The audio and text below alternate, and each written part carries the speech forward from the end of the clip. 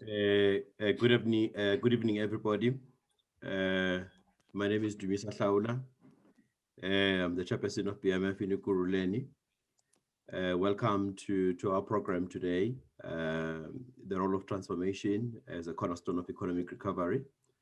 And first of all, welcome to our guest, Professor Bonang and Mr. Langamangele. We are truly indebted for your presence today. And also, most importantly, for people who've taken time to also join our program for tonight, and which indeed it's a very much needed deliberation on issues of transformation in our country. And where we are, we're of the view that we've got a lot of issues in relation to transformation, and which then indeed requires us to be able to have a constructive discussion as to where the issues are, perhaps where are the impediments in relation to the transformation agenda. Is it purely a lack of commitment from those that are the custodians of policy? Perhaps is it an issue that we've got a defective policy that needs review?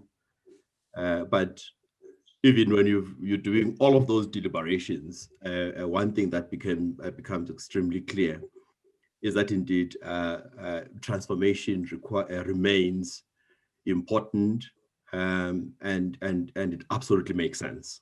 So we need to be able to have this constructive discussion as a nation, and especially now during the times of COVID, where a lot of people, a lot of businesses are finding themselves in distress. And I think it might be easy to think that, in actual fact, transformation is no longer important because now suddenly we are under economic hardship. Perhaps then is no longer required. And hence then we're of the view that let us have a discussion as BMF, as part of the custodians of the principle of transformation. We want to be able to continue to have the discussion so that then we can be able to lobby those that are either the custodians of this principle to be able to say this is actually the views that actually we do have as people, so that then indeed we either contribute constructively into the narrative about the importance of transformation, and so that then we don't think that it no longer matters and concentrate on other things. So with those few words, I really would like to welcome everybody.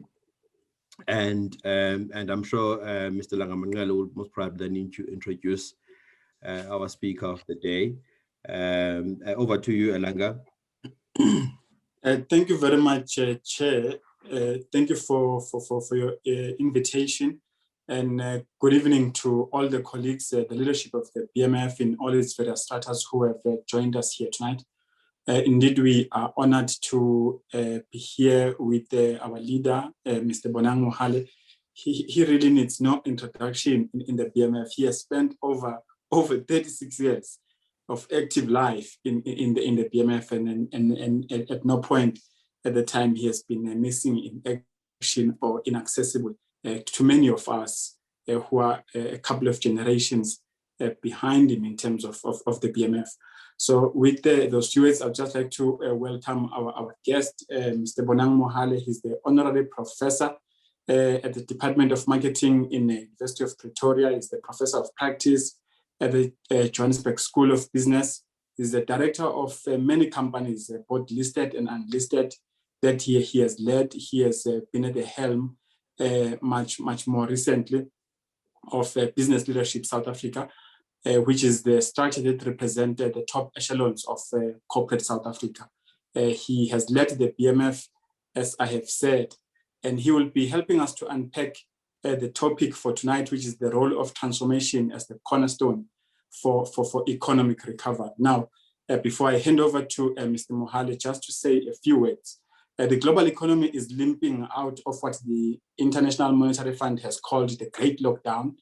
When you look at it, the same organization has estimated that as at December 2020, the world economy as a whole in aggregate fell by about minus 3.5%, and that the developing countries, which is the G20, declined by about 5%, and that the emerging countries, including South Africa, suffered a decline of about 2.4% over the same year. For our part, Statistics South Africa has already informed us that as of last year, we recorded minus 7% of decline in GDP. And when you look at it, for the first time, South Africa's GDP fell below 300 billion US dollars, which most of the time it has not happened for about 10 years. It's even worse if you look at it in terms of GDP per capita, because our population growth is outpacing our economic growth. I will not steal thunder from Mohale's input tonight. I know he will give a very fitting coverage of the topic. On the other side, some of us who are in the markets, what we do track is what is the effect of this decline in macro environment in South Africa. Now, in already last year, all three rating agencies downgraded South Africa, as you would recall. And that downgrade has led in 2019 already. It has led to South Africa exiting the World Government Bond Index. We are no longer part of it. Why is this important and why am I mentioning it? The World Government Bond Index tracks about 13 trillion US dollars of funds. So which means South Africa is no longer eligible for investments by investors who are tracking that particular index. If you look at the emerging markets index, which include China, countries such as Saudi Arabia, Argentina, South Africa has been diluted from that index for the first time in the last 5 years. We are now below 3% again, which means that more and more of funds that are much needed in our economy are no longer accessible to us to be able to fund whatever economic activity, including critically the funding of infrastructure. So that's really the backdrop that we tackle the conversation tonight. And with that just brief introduction, let me welcome Mr. Bonang Mohale. Over to you, sir. Langa lethu Manxele, ngiyabonga kakhulu Nkosi yami. Mangibhotise, ngibingelele, kilidumedise. I've come home, so I'll just be myself. So I took off my shirt and I put on my t-shirt, and I brought myself a cup of coffee to really emphasize the fact that we are just going to have a conversation. So let me start by saying, you know, the poor are always hit the hardest by the pandemic, by corruption, but also by the rolling blackouts. Because the rich can always make other plans. People in the middle class know that Eskom has been struggling since 2007, 13, 14 years later. We haven't solved this. What type of a country are we that we can't solve rolling blackouts for 13, 14 years? So the rich would put solar panels on their roofs. They'll put inverters and batteries so that during the day, the whole house runs off solar. At night, it runs off batteries. And they reduce their over-reliance on Eskom. The 3 million people of Soweto, mostly four-roomed houses, what then do they do? Because they're stuck, especially because systemically and systematically, we have not changed the apartheid spatial planning. The poor today, 27 years into democracy, still live on average 40 kilometers away from their places of work, which then means they spend on average 40 minutes to come to and another 40 minutes from work. And it gobbles up 40% of their monthly salaries just on transport. If you add food, that's 70% of their monthly wages. How then can they save?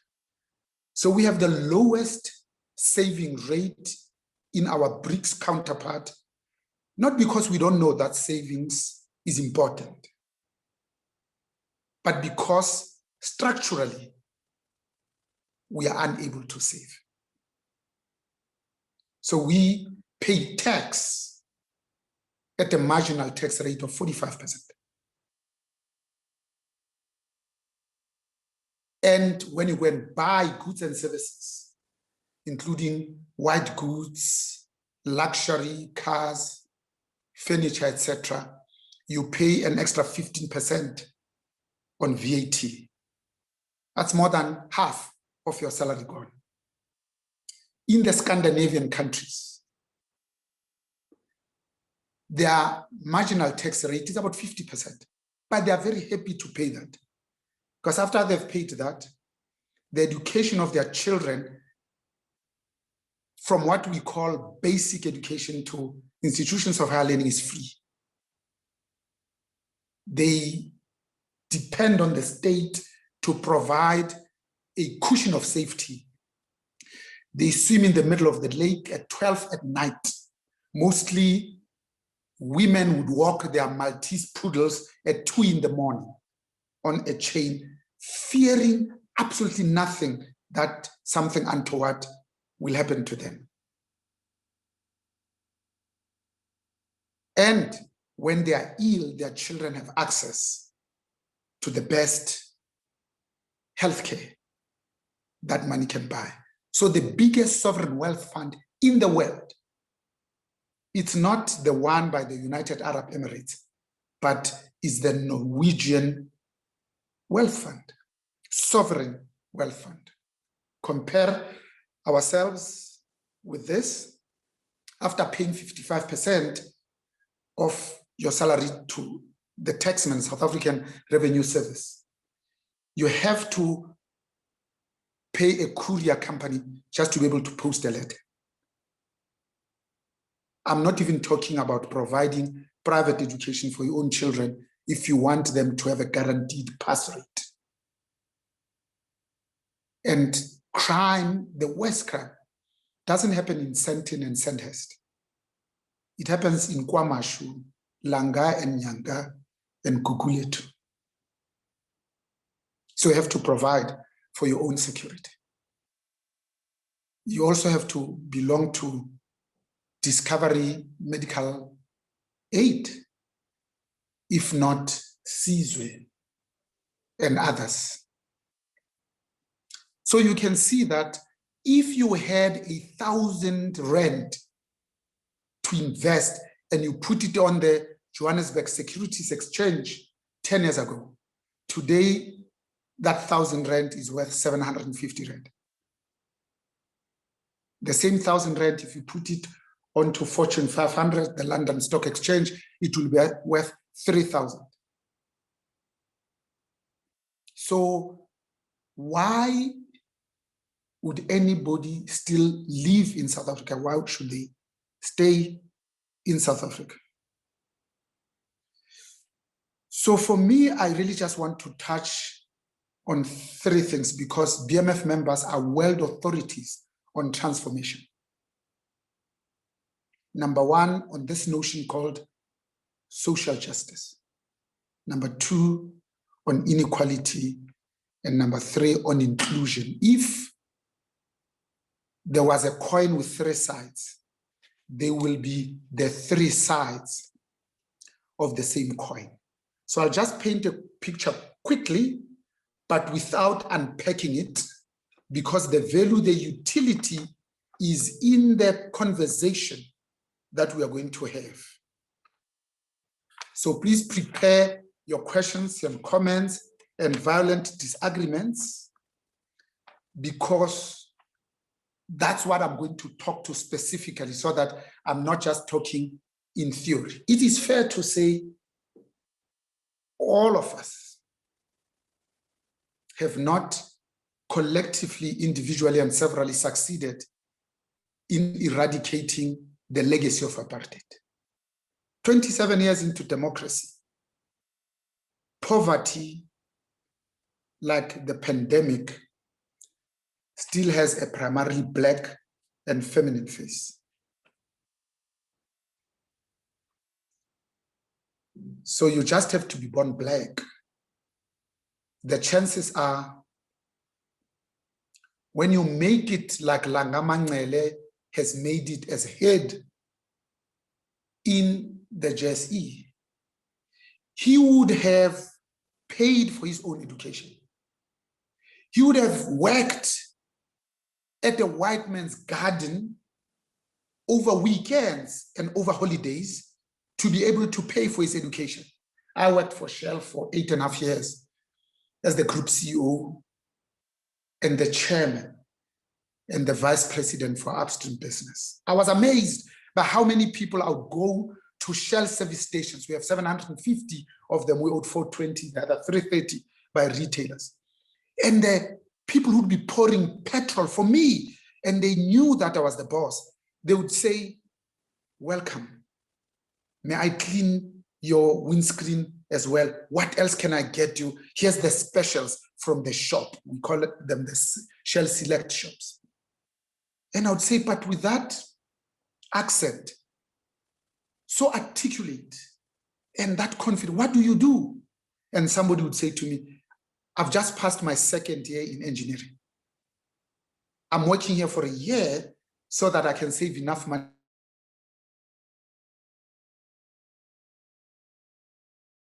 that are my colleagues that I meet with.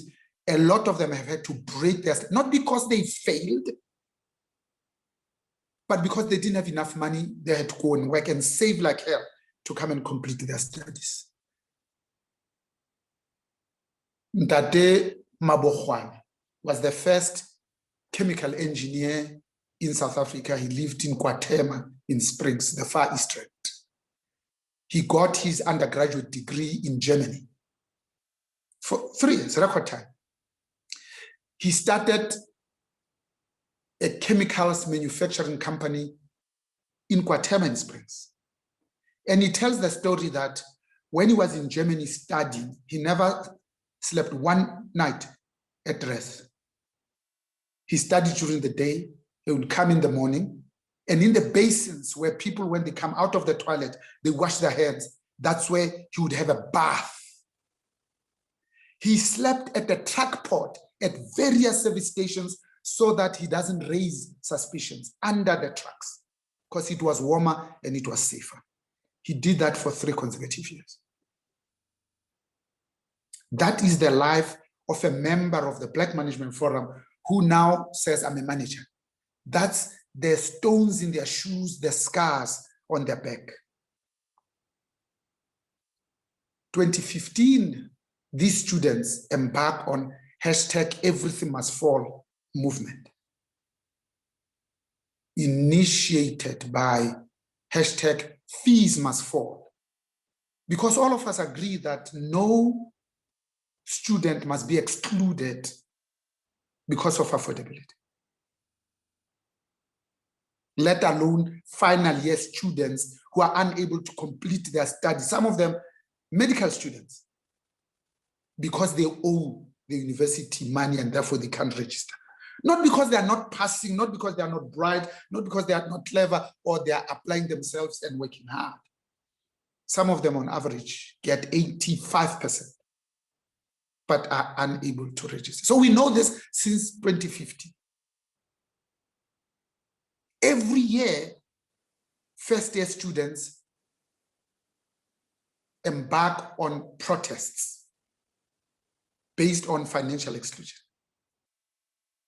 Every year, they disrupt university classes. And they're the ones that need this extra time more than anybody else, because they don't have any other choice. And yet we say anybody that is being funded by NSFAS, who qualifies for funding and study criteria, must not be excluded. This year, the Department of Higher Education has a shortfall of 7 billion rands, dedicated only for first-year students. So the Minister Blade in Zimbabwe writes to UNISA and says, you must reduce your first year student intake by 2,000 for this year because we have no money. Student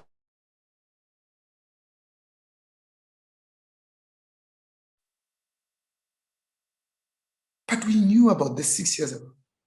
And it happens every year. So we can't say we have been caught by surprise. So the money owed by these students, and all of them are black, is 10 billion. University of KwaZulu-Natal, 1.6 billion. VET, 1 billion. So how do we start a conversation about transformation at home, where we are just being ourselves and we are relaxed, without starting by saying, what are the action items? What's the way forward? Quo vadis, so that we can come up with 3-4 things that we are going to do together as Black people to move this conversation forward. Because 27 years into democracy, all of us are characterized by frustration, by disappointment, and by anger. Because, you know, when the pandemic found us, it found us prostate, face down, finished. And we had no resistance. Because we were already downgraded by Moody's, joining the other two into not 1, but 2 levels below investment grade. We were already not in a technical recession, in a recession as felt and experienced by South Africans in their back pockets. We were just making plans to recover from the 9 wasted years of state capture, bribery, stealing and cheating, industrial scale looting, where in the first 4 years we lost 1.4 trillion South African rands to state capture. That's 2/3 of what Edward Kieswetter collects a year every year on average. This year he will collect 1.4 trillion. Medium-term budget policy statement said it will be 313 billion less, because we lost 3.2 million people, jobs. We created 750 net, we still have lost 2.2 million. When you consider that one person supports on average 5 people, there's your 10 million people who are unemployed. Companies have closed. 45% of small and medium enterprises have closed, and they are responsible for 48% of the new jobs. In the BRICS counterparts, that contribution is north of 50 percentage points.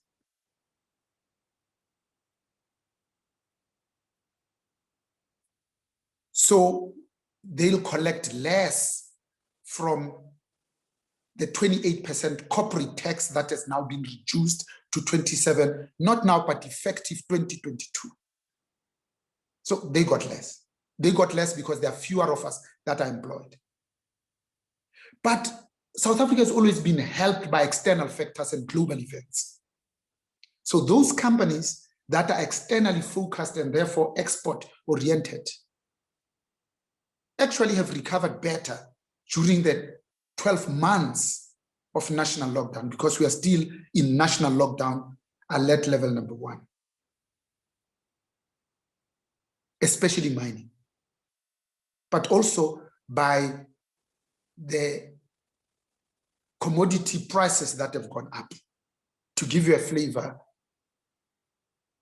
iron ore went up 52%, same period. Platinum, 43%. Gold, 28%, coal, 25%.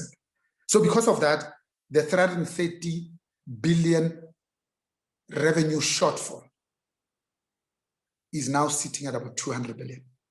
That's why the analysts and the economists had already penciled in an increase in corporate tax rate and maybe individual tax rate, but we didn't get it because of this windfall. So how do we give hope when we have the lowest levels of confidence, trust, and hope since the Second World War. Because leaders are dealers in hope.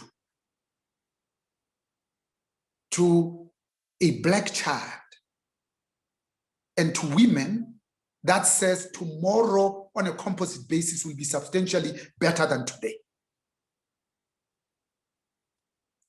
When it is us that are affected disproportionately by this pandemic, in the US of A, it affects Black people and women much more virulently because it finds their immune system already weakened. They are the ones that suffer from most concomitant diseases, these things called comorbidities.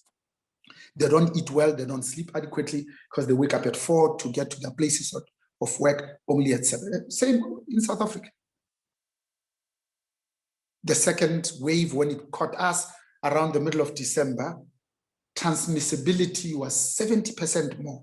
Virulence also increased, and it hit us. We have moved away from knowing personally and individually the people that are infected and affected to a place where we now know people that have been buried. It's beginning to hit the inner circle, in your own family, in your own circle of friends.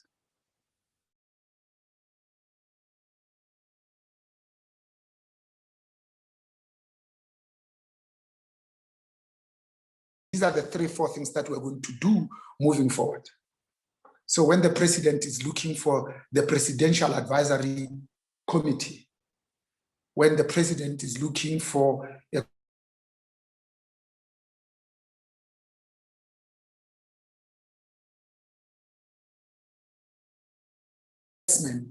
promotion into the country, more often than not, they are not coming to the BM for that advice.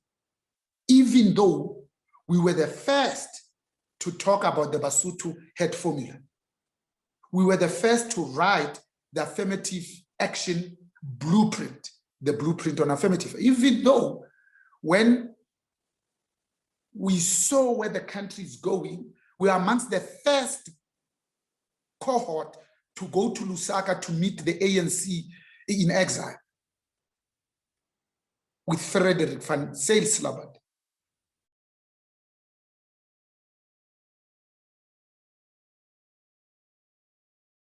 That said, in our conference in Spier, in Stellenbosch in Cape Town, let's start a commission to look into the broad-based, at that time it was the BE Commission, chaired by then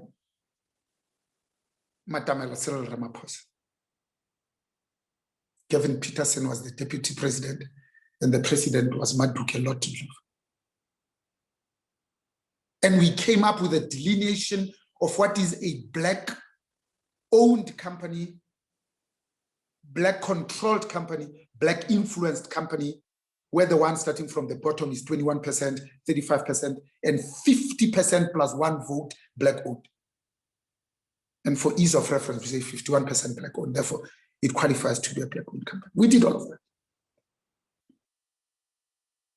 But when the president is looking for the vaccine rollout and the best thought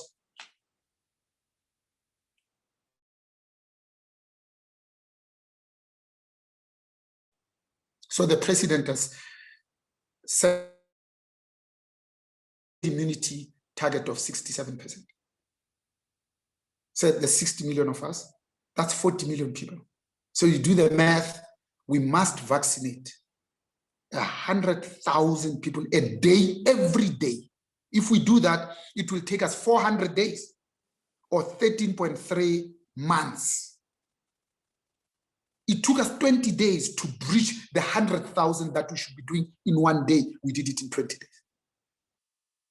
So we have agitated and orchestrated that we actually do not avoid the third wave in winter.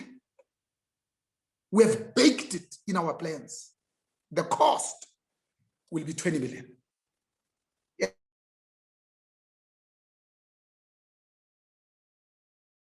So business came in and said, let's help. We created the Solidarity Fund. And we said, we want to get on the COVAX program, because the whole of Africa is poor, can't buy like the developed countries did. And yet every mineral that the world needs is found in this continent as either number one or number two.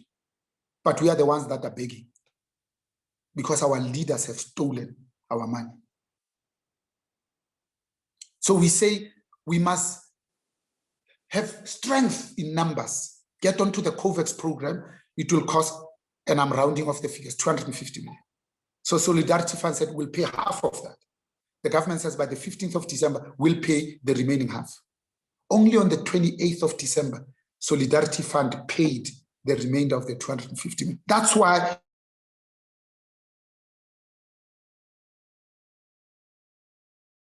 it's a middle income country. So when you read an article that was published this morning, says Nigeria has now surpassed South Africa in terms of their unemployment rate. So when you want to understand issues of transformation, these are the practical things that we need to be talking about. So the 20 billion will depend on the type, the cargo insurance, on the foreign exchange, whether it's made locally or it's imported, on the dosage, because some of them is single dose, which increases compliance. Some of them is double dose within 6 weeks. You have to come back again, which reduces drastically compliance. And you look at the medical schemes and you say only 16.4% of the population belongs to medical aid. So they've got a maximum liability of 7 billion. That's only 2% of all their premiums. So when we put in these plans on paper, we're already 1.6 million doses short.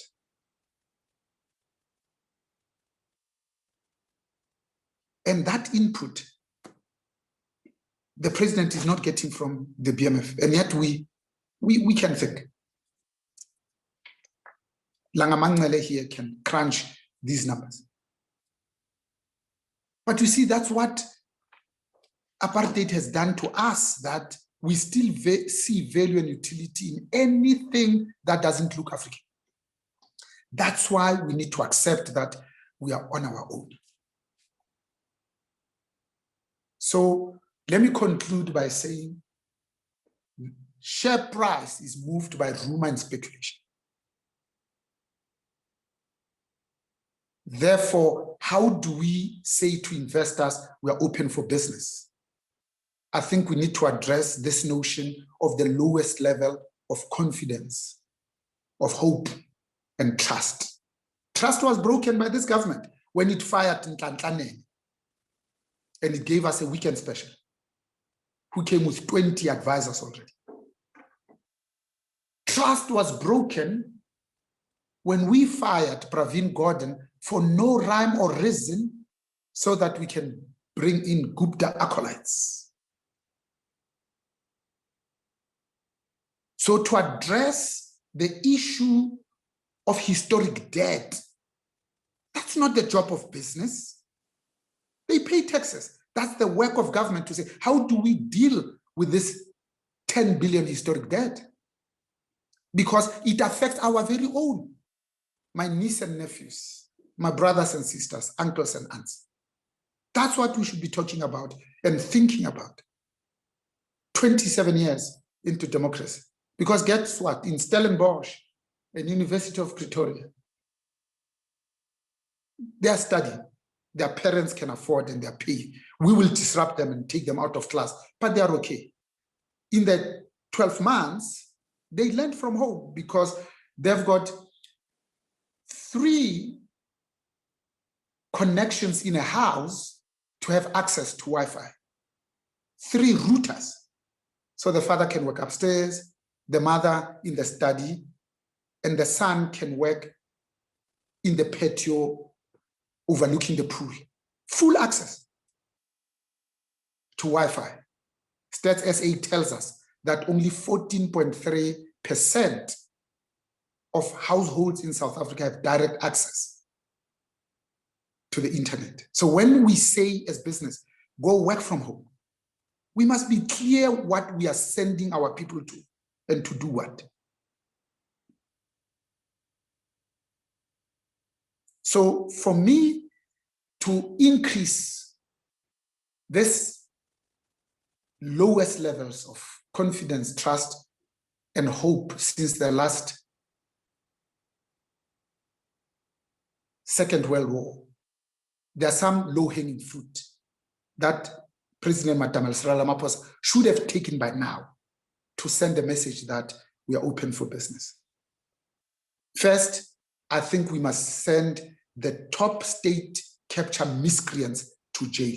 Not in and of themselves, no. Because when you do that, you are actually sending a message to the 10,000 local municipality people that says, hey, our bosses are being jailed, I better stop what I'm doing. That's where the value is. Number two, we have to secure vaccines as a matter of life and death. Because we have always learned from February of 1918 to April of 1920 during the Spanish flu that didn't emanate in Spain. That came in 4 consecutive waves, affected 500 million people, which is a third of the world population at that time, killed 20 million. The war itself, the First World War, killed 17 million people. That it's always about two things. It's about saving lives and preserving livelihoods. The loss of businesses will kill 10 times more people than the virus. And many people will die out of hunger and starvation because they're just out of jobs.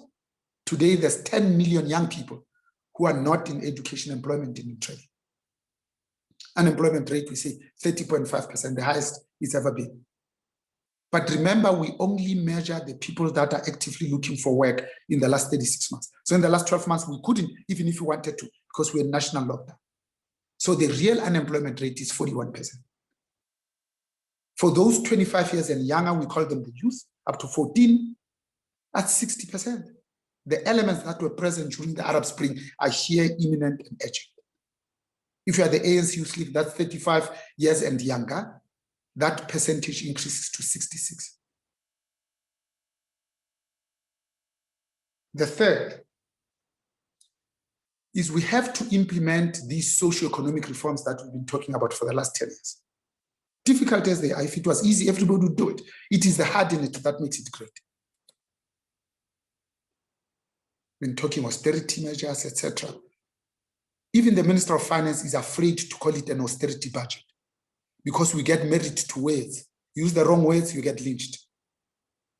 We have more than 740 state-owned enterprises and state-owned companies. More than 740. The solution is to privatize some of them or get some help.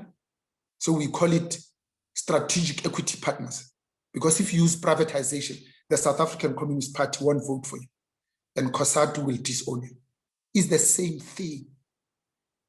So if you do the math, 740 SOEs, had we put in women and Black people when we became free on the 27th of April, 1994, 27 years later, even if 20% of them had failed, just for 5 years, no more, today we'll be boasting of having 3,000 Black managers with a demonstrable track record of at least 5 years.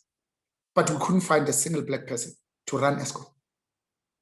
And yet there are 20 who have been at EXCO of ESCO.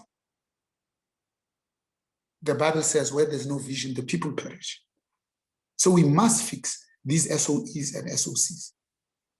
Telkom is a good model.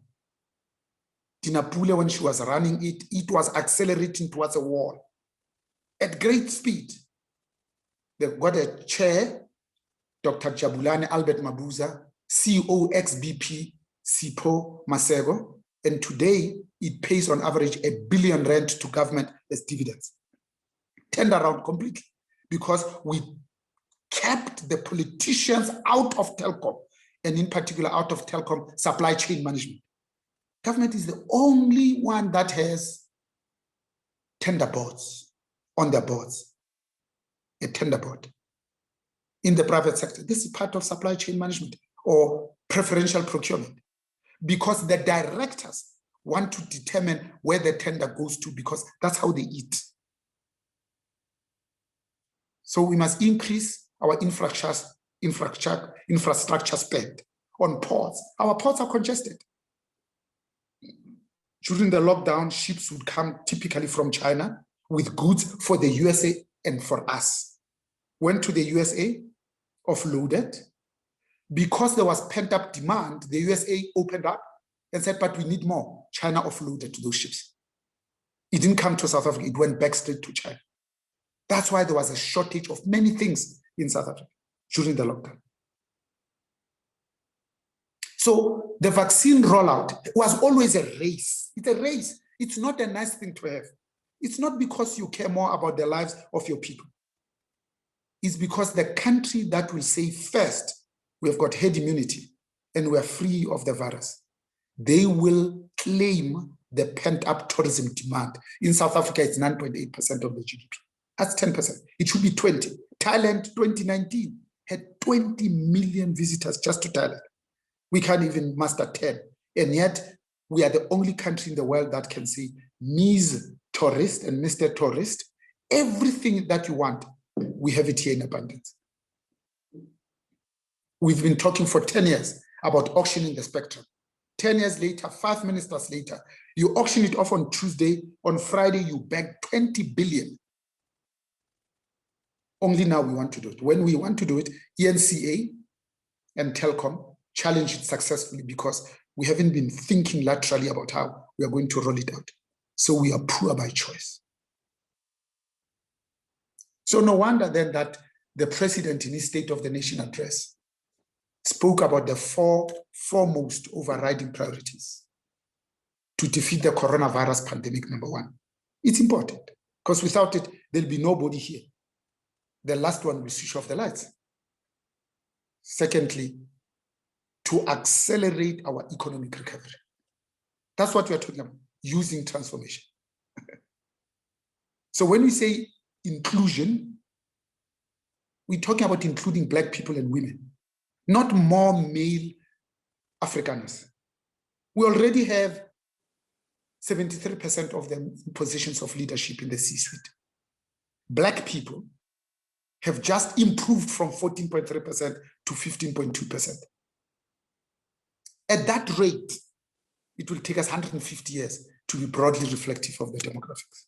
3, we need to implement economic reforms to do 2 things: to create sustainable jobs and drive inclusive growth. You see, when companies create jobs, we say to them, you're not creating jobs in and of itself. You are creating markets of the future, because there's a problem when your own workers, your own employees, your own colleagues cannot afford the goods and services you provide. Where are you going to get the market? America can afford to be arrogant because they've got more than 300 million people who can buy their goods and services. They've got 60 million. Nigeria, 200 million. China, 1.4 billion. India, 1.3 billion.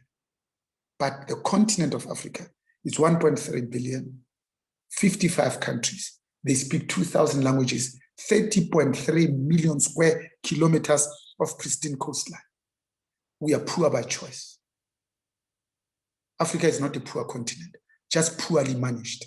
And we are the Black Management Forum. Lastly, the president says, you must fight corruption and strengthen the state. Brian Molefe, Anoj Singh, Matsila Koko, they're brave. They've got the money that they stole. They can mount a fight back campaign. They go to the Zondo Commission, and every hour, not every day, it's a bombshell about how this country was stolen.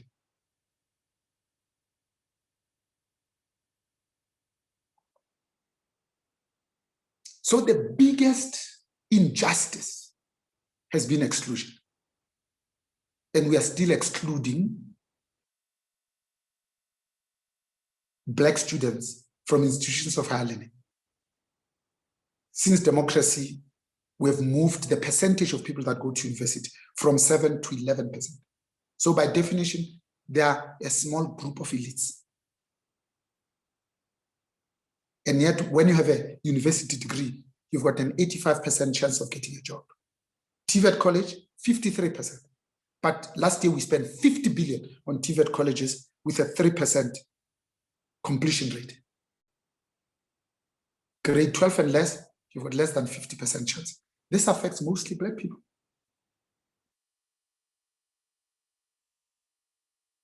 So the long-term solution is to learn from countries like Germany. You see, Germany, they are not funneling everybody to be an academic. You don't need academics to build an economy. You need fitters and tanners, millwrights, and electricians. I pay more per hour my plumber than my cardiothoracic surgeon. These are the blue-collar workers that live in Don Park and Leondale. They afford their own houses, they send their kids to good schools, and they drive good cars. So in Germany, they make the best cars in the world. Volkswagen, people's car, Porsche, Mercedes-Benz, BMW, and Audi. Very few cars beat that. But they catch you at standard 8 or standard 12. And they say, let's make you a good motor mechanic. And these people look, the cars they're making and the cars that they're servicing. With us, we closed teachers training colleges, nurses training colleges. At Otis, 1996, we used to have an apprenticeship program. We paid for, we had a training center. We didn't want a cent from government, 4 years. We'd train you to be a lift mechanic. You'd work with another experienced lift mechanic, which we called a field engineer. From day one, we pay you 3,500 a month. We call it a stipend. After 4 years, you write a government ticket on Tuesday. On Friday, we increase your salary from 3,500 to 10,000. You're able to buy a house in Don Park and Leondale. We stopped all of that. We embarked on GADA, ASMAL's outcome-based education, which works best in developed countries like Canada, US of A, New Zealand, and Australia.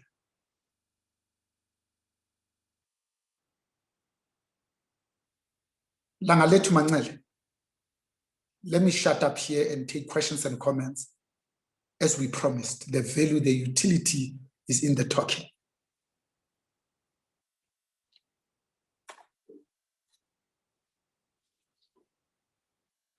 You are on mute, Langaletu.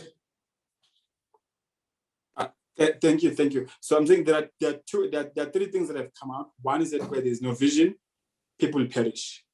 That's one. Two is that each time government has needed critical input, that input BMF has not been able to make it. Three, I think, is around the issues of how do we foster a policy system in private sector and in public sector that results into social justice, deals with inequality, and achieves inclusion. So those are the key things that really are coming out. I will not waste any time. Could we please take questions, comments? Please introduce yourself. Tell us who you are. Tell us what company you run or who you work for, so that we can match the quality of ideas or questions to the background of the individual speaking. Let's turn easy answers into very difficult questions and let's have a good conversation. Could I ask that we unmute people as they raise their hands? I think there is a question from Sikibo Mpuyo. I don't know if you... Yes. I see it. Sikibo Mpuyo says, how do we mend the trust deficit between government and business? Why does government have the low appetite to invest in the productive sector? Manufacturing capacity is compromised. Is our education system producing the correct graduates for the labor market system? Sikibo is from Tshwane Bunch. Thanks, Sikibo. So how do we mend the trust deficit between government and business?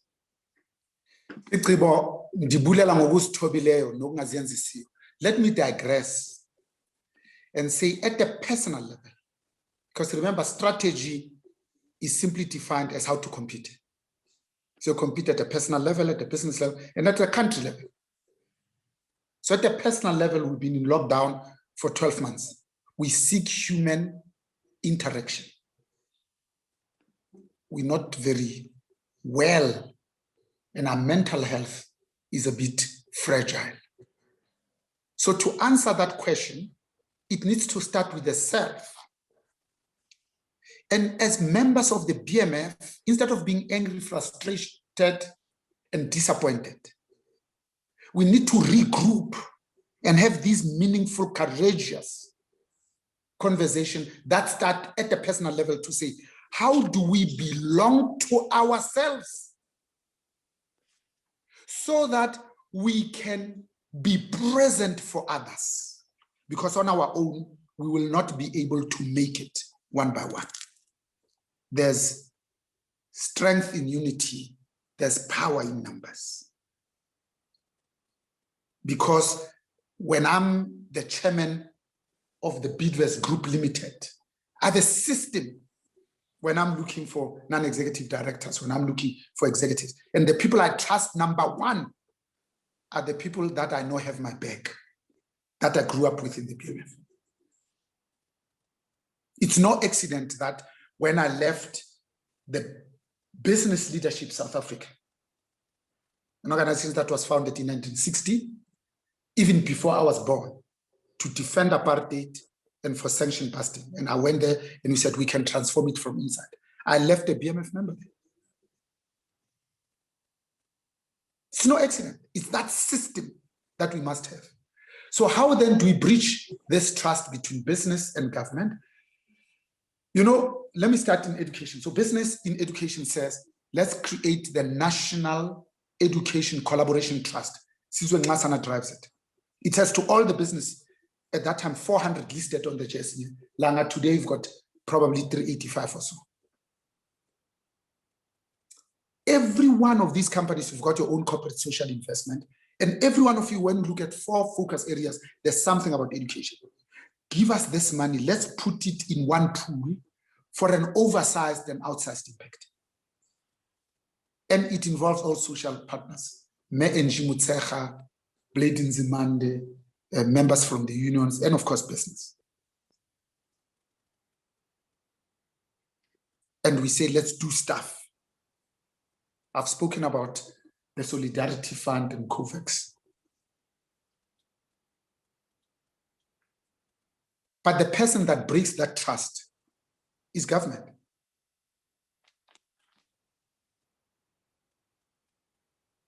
That siphons off on average 20 billion a year every year just to the 2 Zupta families. Imagine what we could do. They break that trust even with students because they look at students and say, no, we don't have money. All of you must now reprioritize your budgets. And higher education is trying to do that with a 7 billion hole. But they give 10 billion to SAA, an unrehabilitated alcoholic that always comes back to government for more. For the benefit of who? For the middle class. And yet, 13.5 million people are transported by taxis owned by Black people. 0 subsidy. And we want these Blacks to be rich on their own with no help.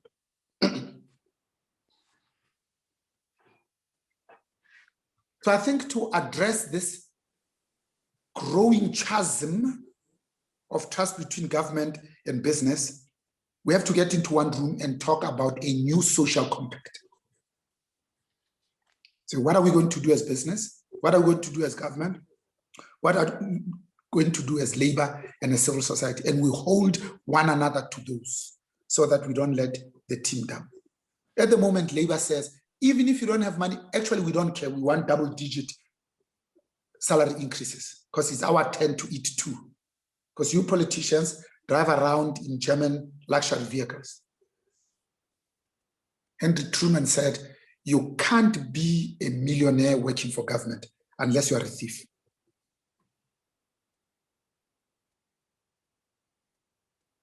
The Public Works Department says, the people who call themselves our leaders, they're given 2 homes. One in Gauteng, the other one in Cape Town because they move from the one to the other. This one, don't pay for it, live for free. Live for free. The other one, and you choose which one, we want you to pay 1% of your salary. The MPs on average earn 1 million. So 1% is 10,000 per annum. That's 8,500 a month. 15 million of them have not been, 15 million rands debt that's outstanding from public works people. 850 rand a month.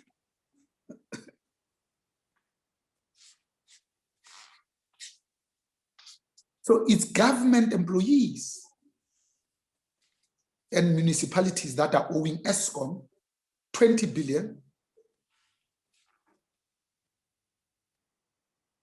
of the 485 billion debt that is growing.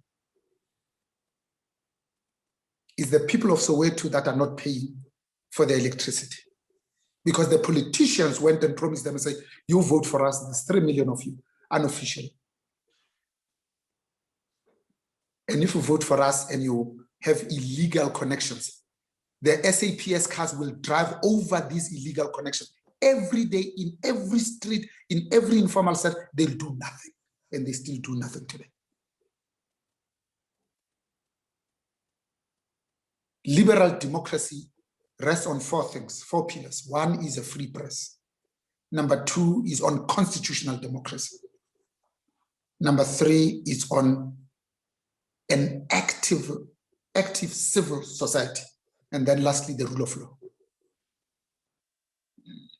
The president of the country takes an oath of office to uphold, respect, and protect the constitution.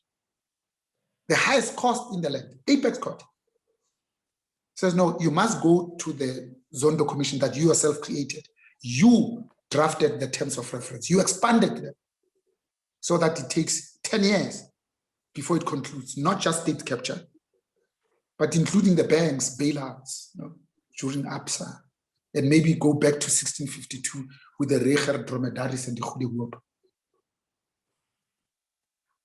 When you don't like the difficult questions they ask you, you sulk and say, no, I'm not going to go.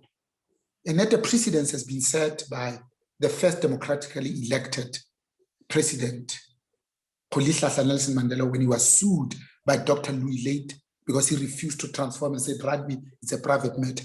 We can't increase the number of blacks. We went to court and we wanted to lynch in public Dr. Louis Late. President Rolihlahla Nelson Mandela said, no. Our constitution talks about Article 16, which talks about equality before the law. All of us are equal before the law. Whether a president or a janitor, a cleaner or a bus driver, we're all equal before the law. And he doesn't go. Then we go and have tea with him, instead of letting the law take its course. The Secretary General is the first one to say, implement the resolutions that came out of the 19th of December 2017 in the 54th elective conference of the ANC. One of those resolutions says, if you are formally charged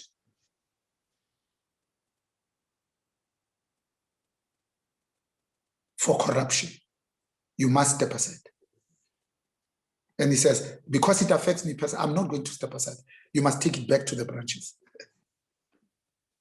So how do we increase trust? When every day we piss in our citizens' pockets, we poke fingers into their eyes, we show the utmost disrespect for the Constitution. And the only thing that makes us South Africans is this Constitution. Otherwise, all of us are temporary sojourners.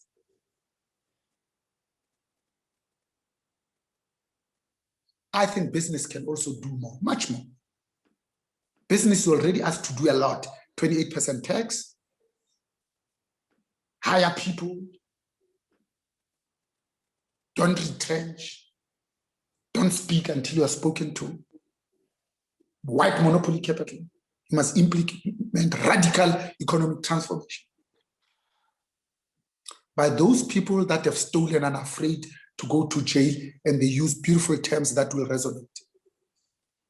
Because again, poverty still has a black and feminine face. So it resonates, but for their own personal gain. I think business cannot continue to be an island of prosperity in a sea of poverty. Business needs to continue to do well by doing good. This notion of common good.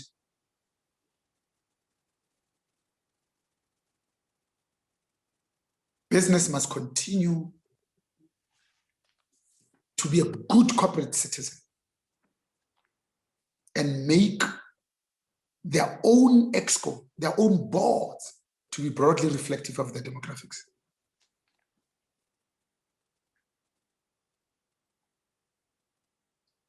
There are very few companies that have women on their boards, on the JSE, very few.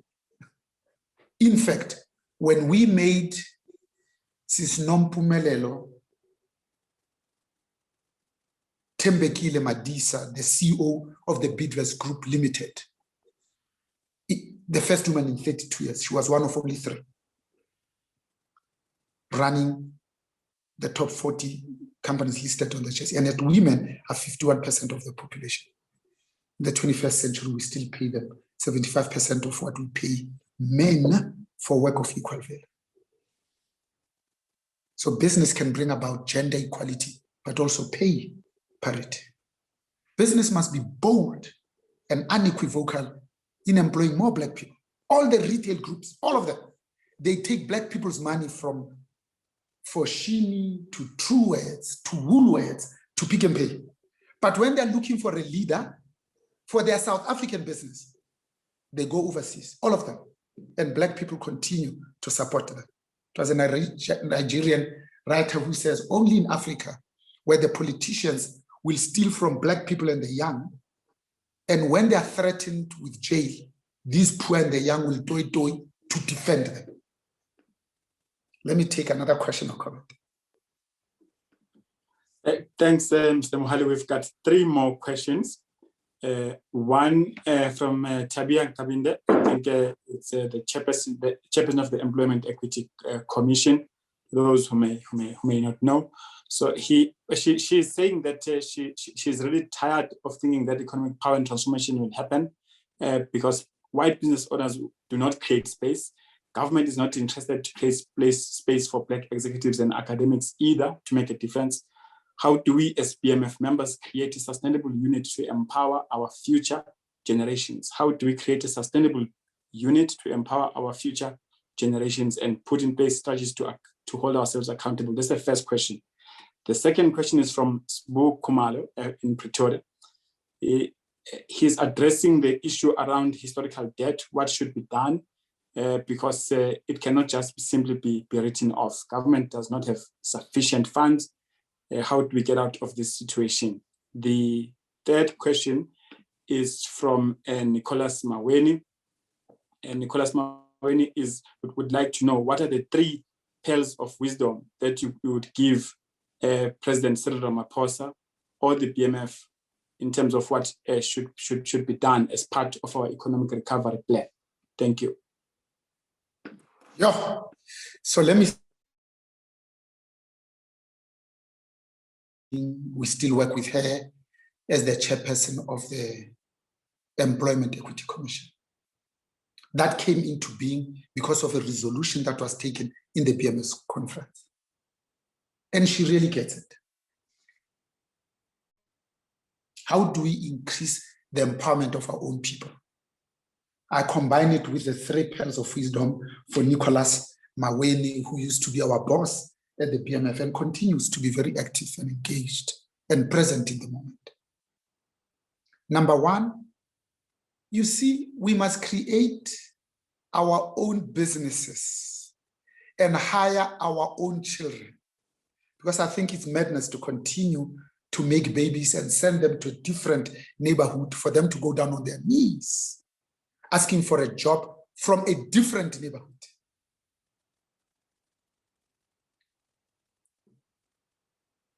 So a company that is run by Ndatem Tetonyati today, Altron, was created by the apartheid government, the Afrikaners. by going to their state-owned enterprises, and in particular Transnet. Remember, Transnet trade all the millwrights, artisans, fitters and boilers to give them skills. And they were trying to address the issue of the poor Afrikaner question.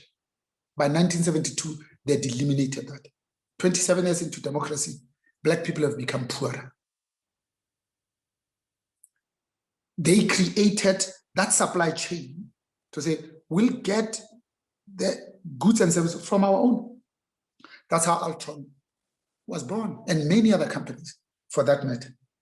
We have more than 740 state-owned enterprises and state-owned companies. Ministry of Public Enterprises used to have 8.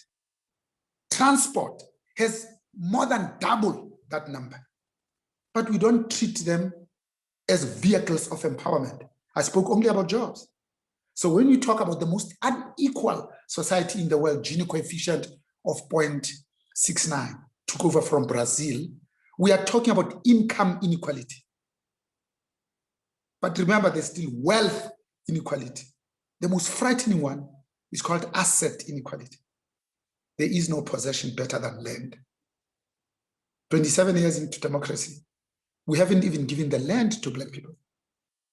And yet, Section 25 of the Constitution, Article 3A, the 8th line from the bottom says, when conditions of fair and equitable have been adequately fulfilled, compensation can be down to 0.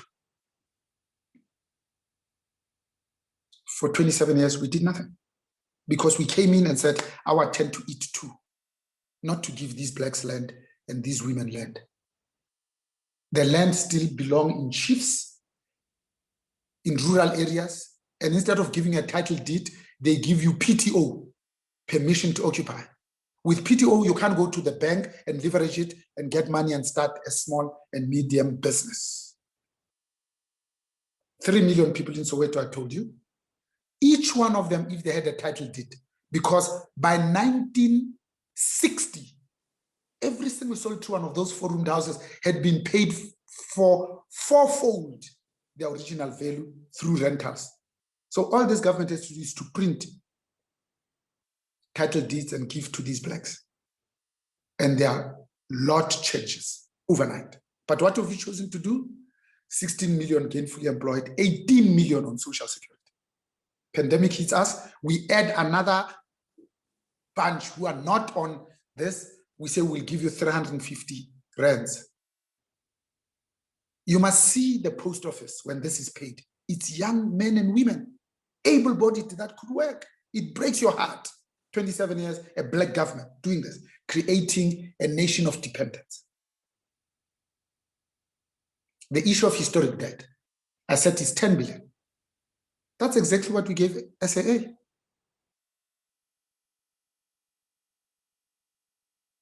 A nation that values more the loss of the economy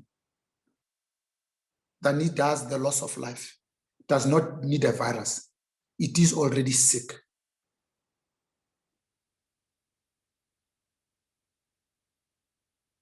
You must look at where we're spending our money. The highest allocation is not education. And yet we know this is the surest way of transcending social classes. Where after 20 years of hard work and application, you can move from Alexander informal settlement and afford a house in the leafy suburbs of Princeton. But that's not where we're spending our money. So 70% of what Edward Kitzvetter collects from the South African Revenue Service companies and individuals goes to the public sector wage bill. It goes to debt, which was 3 trillion, now it's going to 5 trillion by 2024. Debt servicing costs are 20 billion. We're borrowing at a rate of 2.1 billion a day, every day. And then lastly, on interest. If we're spending more money on education, at least we'd have a chance. So the historic debt, it's not the work of the private sector. NECT, when the president, the former president, surprised all of us. So he's put a commission in place to see how we can bring forward the June 1955 resolution in Cliptown in the Freedom Charter, the 8th of the 10 principles that says the doors of learning and culture shall be open. They are doing a piece of work with it. Few days in office, he realized that I'm getting out. Populist Ed Nazar said, I'm going to give fee-free higher education. No work, no budget, nothing. We didn't have money. When that happened, NECT came to us as BLS and said, what are we going to do? We said, we can help. The First Rand Group gave 40 million one day. In 3 days, we've collected 140 million. We wanted to run a pilot of 7. So it's 50 billion for every student for free education. And by the way, the Freedom Charter promises 4 things around education. It says it shall be compulsory, it shall be equal. It shall be free and universal. 1955, 27 years we've been free.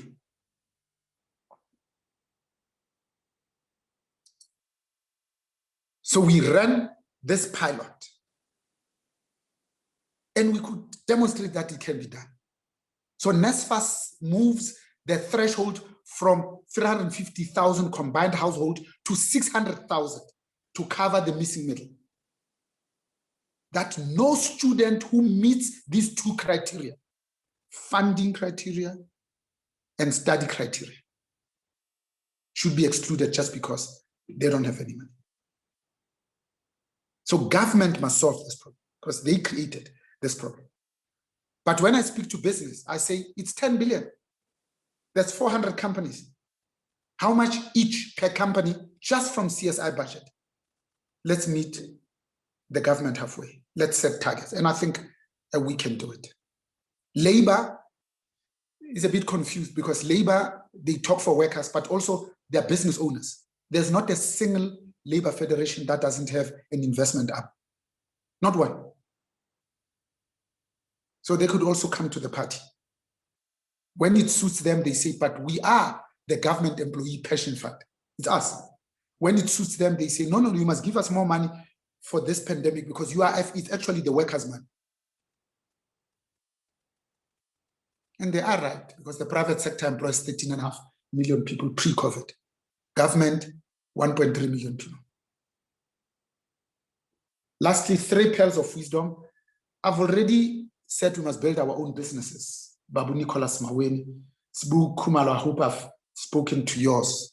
We must create our own business. Number 2, my grandmother used to say, when fisher women can't go out to sea, they repair their nets. What are we doing as South Africans? 12 months in national lockdown to repair our own nets.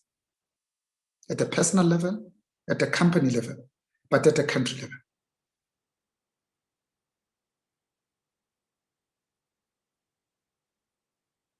To ensure that we regroup and recollect and say, 27 years, we have brought young women and men from rural areas, and brought them to universities to fail them. Not because our students can't get to these concepts, but because we make it impossible for them to pass.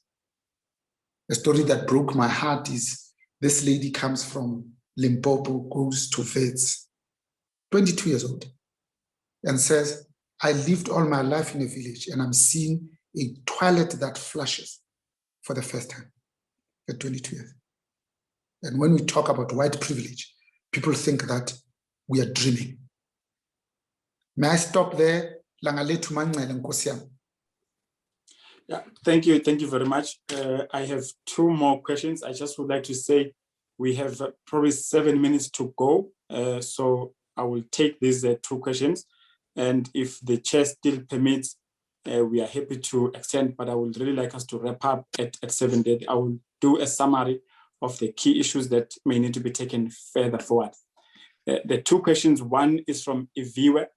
Iviwe she's asking, when we started COVID last year, March, we were told by business to suspend BEE.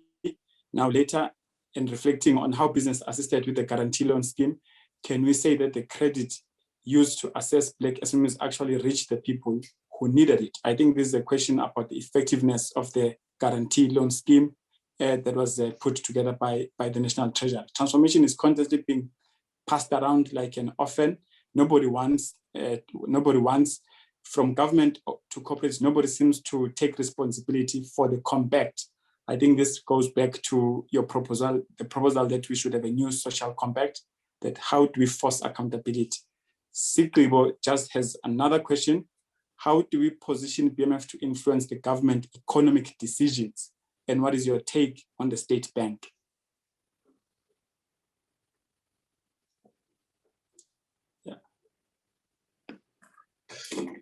So let me start with the last one. How do we influence government on policy and the state bank? You see, we chose to be a democracy, so it constrains us a little bit. But even Section 5 of the Constitution that talks about equality before the law says this shall not preclude measures that are designed for the ameliorations of conditions of disadvantaged people. So the intent of broad-based Black economic empowerment as amended is to percolate the benefits to the majority of our people. Therefore, this government must be bold and unequivocal in saying, we want, when we are finished with you, that we have created Black monuments in every sphere, in every industry, because we have a vision and will stay the course of that vision.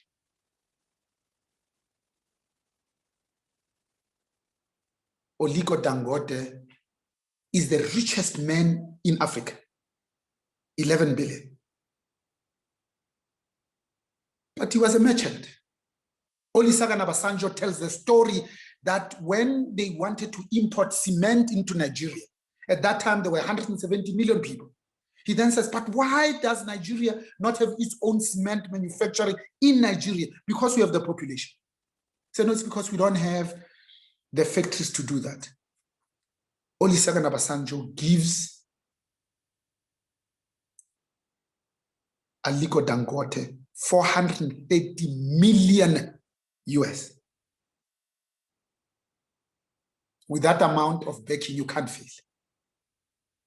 You can't fail. So what we do in South Africa, we are committed to broad-based Black economic empowerment. We say the intent is to be broadly reflective of the demographics in terms of ownership, positions of leadership, but also asset ownership. And we have an opportunity through Transnet to order the biggest order in the world, 1064 locomotives, 1,064. We've got two companies that make all the trains that you see here, metro rail trains. Union Carriage in Brakpan in Spring, and Brakpan just next to Spring. And we decide to give 1,064 locomotives to China South Rail because we can steal and they can open an offshore account for us, not to create jobs. The effect of that, there was a BE transaction that was being done by Anglo-American that owned Score Metals to give 51%, to sell 51% to Black people. They don't get these locomotives, no steel that's being manufactured locally. The price of Score Metals collapses 90%. The BE deal is undoable. That's us. We have an opportunity. We are the fourth largest coal-fired power station in the world in Eskom. We decided to build not one, but three biggest coal-fired power stations in the world. Two are coal-fired. One is hydro in Medupi, Kusile, and Ingula. 3 at the same time. Not in modules, but because the numbers must be big. You see, we learned during the arms deal that if it's 50 billion, it's easy to hide 500 million.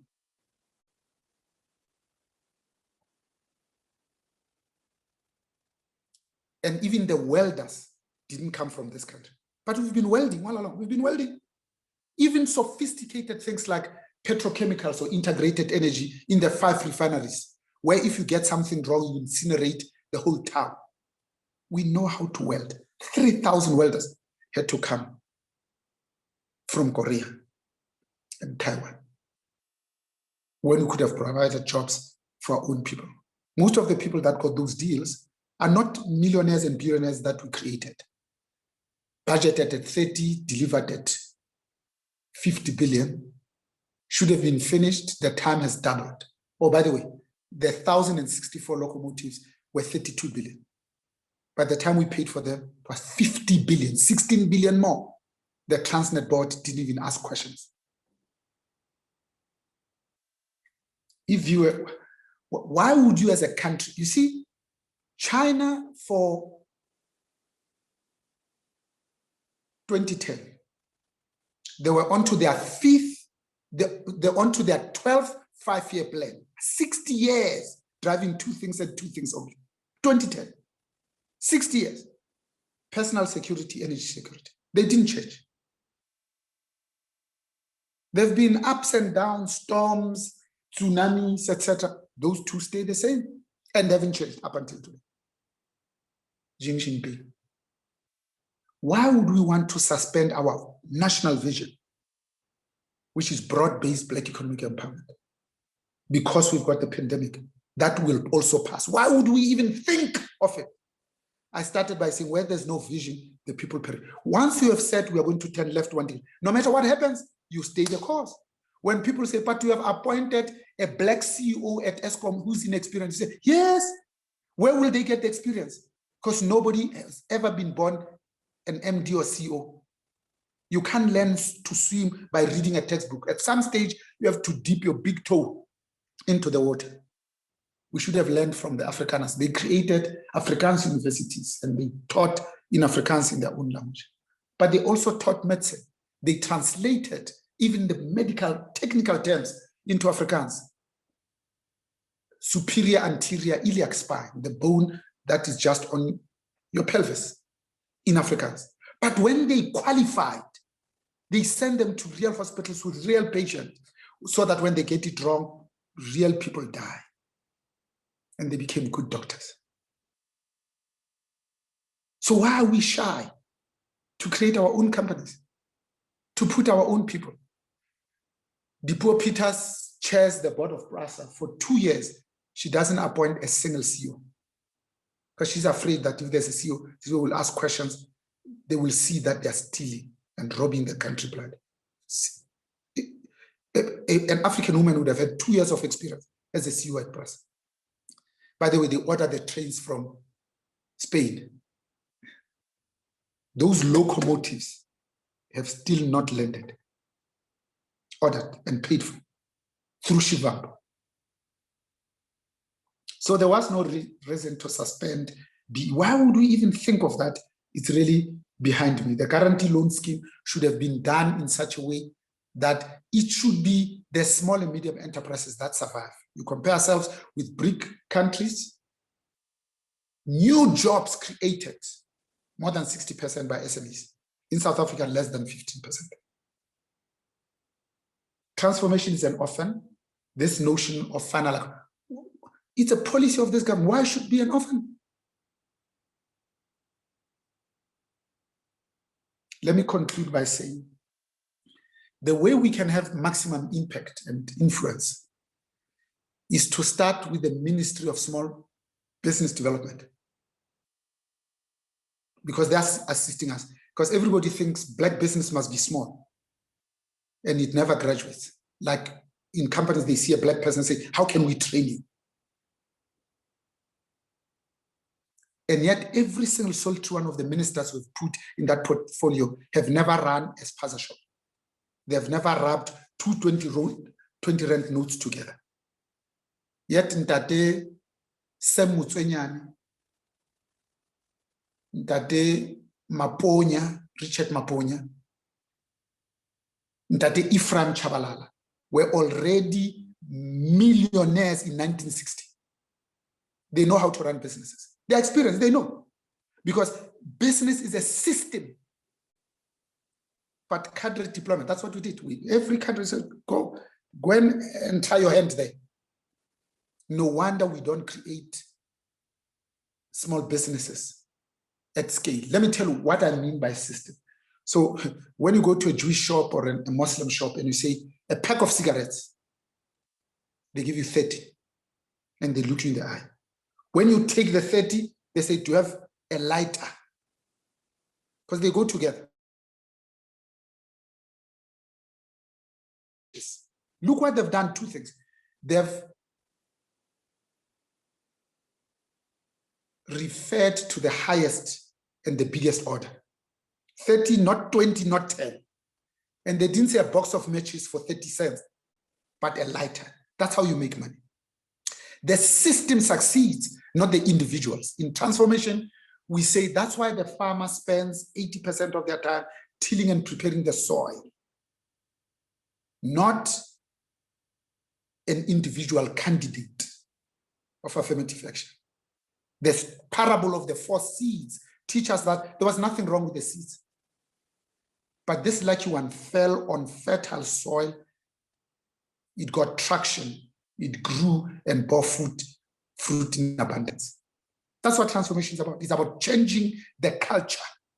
We haven't changed the culture. We haven't moved the dial. The culture in our organization is still white. You get into our boardrooms, you think you are in Europe. The idea was not to finish. I'll come back again when it is safe to do so. One of the pearls of wisdom, Nicholas Mawene, I'll tell the president in private, is that this pandemic has taught us many things. It has taught us to be comfortable in our own skin, but that we isolate now. So when we gather, no one is missing. Thank you.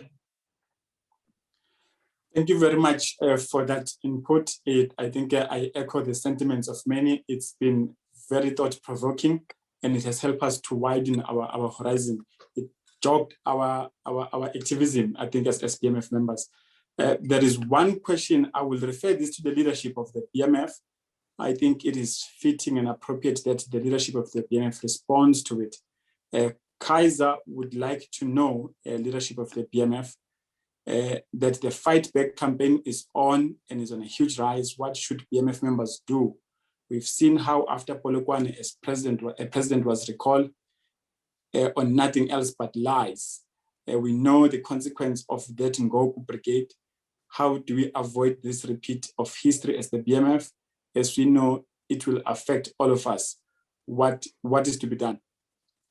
I'm referring this to the leadership of the BMF because it touches on the political terrain, and I think that it's appropriate that the leadership of the BMF addresses it with Kaiser. So Kaiser, apologies that I'm not opening a discussion here, lest the conversation goes some other direction, but I flagged it with the leadership, and I'm pretty sure they will come back to you.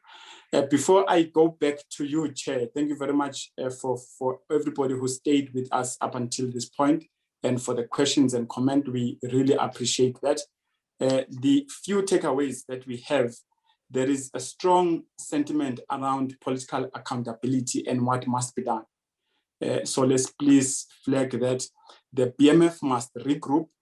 We should look into the social compact, recommit ourselves to the NDP. Business must be bold, business must do well in order to do good. I think it may sometimes be confusing why an emphasis on business, but BMF is populated with executives, senior managers, professionals.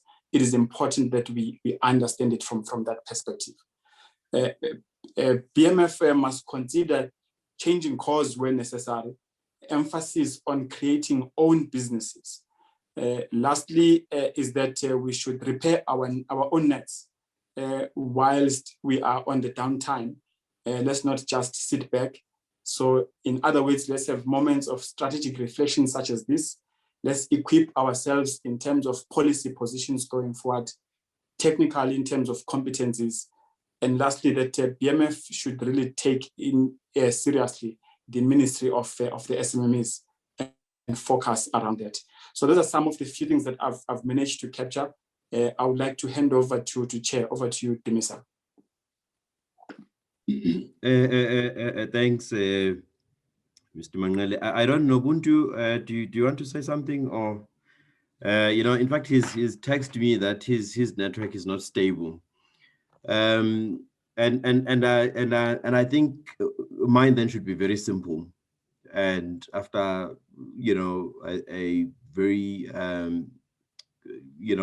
intense, thought-provoking discussions that actually we've had.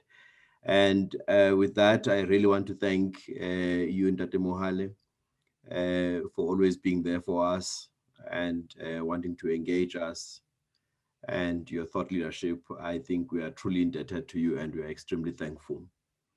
And indeed, I think this is not the last conversation that we are having. I think there are many more other conversations that we need to have in our country. And I think I really would like to implore BMF to truly be the custodians of these principles, and constantly be an irritation that constantly reminds those that actually might have forgotten as to why they are in the position to which they are. And really, I think that's what actually we exist for, is to constantly provide that reflection point. And to you as well, Langa, I thank you very much for facilitating the program for tonight. And thank you very much for your thought leadership and for always being available to come and assist BMF in Ekurhuleni. And I think most importantly, thanking all the participants who've provided insight through their questions and extremely perceptive ideas, and we are indebted. And with those few words, and I would really like to thank you. And I mean, like, due to COVID, I mean, like, you guys, you normally know that we will shake hands and have a token of appreciation, and maybe good for us that that we don't need to go and break the bank. So with those few words, really, I'd really say thank you very much, and up until we meet again, and thank you very much, Dr. Mohale, and thank you very much. We truly appreciate it. I think then we can formally adjourn. Thanks, colleagues. Okay. Thank you, Chair. Thanks, Dr. Mohale. Goodbye and good evening to all the colleagues.